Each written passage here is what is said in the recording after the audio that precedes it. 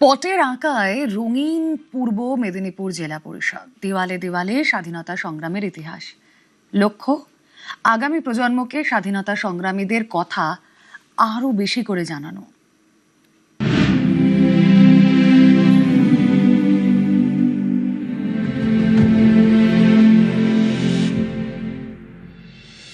দেওয়ালে পটচিত্র,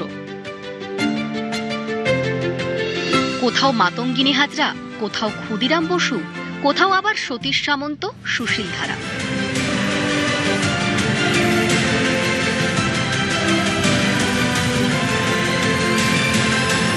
স্বাধীনতা সংগ্রামীদের ইতিহাস তুলে ধরা হয়েছে পটচিত্রে। সেজে উঠেছে পূর্ব মেদিনীপুর জেলা পরিষদ।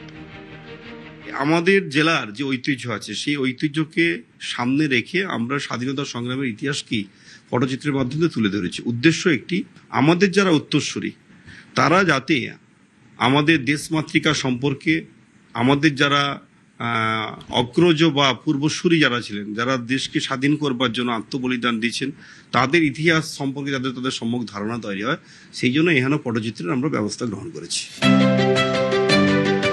পট শিল্প পূর্ব মেদিনীপুর জেলার ঐতিহ্য। পট শিল্প মানেই দেবদেবীর মূর্তি, কিন্তু পূর্ব মেদিনীপুর জেলা পরিষদে পট শিল্পের অন্য রূপ। ছবিতে স্বাধীনতা সংগ্রামের ইতিহাস, যে সংগ্রামের সঙ্গে জড়িয়ে মেদিনীপুরের নাম। এখানে 1942 সালে গঠন হয়েছিল তাম্রলিপ্ত জাতীয় সরকার। সেই গণপতি নগরে এখন পূর্ব মেদিনীপুর জেলা পরিষদের অফিস। এখানকার সভাঘর থেকে মিটিং হল, ওয়েটিং হল থেকে জনপ্রতিনিধিদের ঘর, সব জায়গাতেই স্বাধীনতা সংগ্রামের নানান ছবি, সবই পটচিত্রে।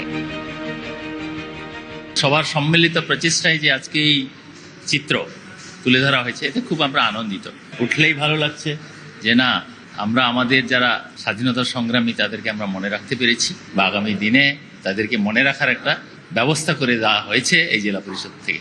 এটা খুব ভালো লাগছে দেখে। আমরা সাধারণভাবে সরকারি অফিসে এটা কি দেখি যে খুব সরকারি কর্মসূচির পোস্টারেই ভরে থাকে, সেই পোস্টার কেউ দেখে না। তো সেই জায়গা থেকে পূর্ব মেদিনীপুর জেলা পরিষদ তারা নবরূপে এই জেলা পরিষদের যে বিল্ডিংগুলোকে, এখানকার ইতিহাস ঐতিহ্যকে পটচিত্রের মাধ্যমে তুলে ধরার যে প্রয়াস নিয়েছে, এটা একটা অনবদ্য উদাহরণ।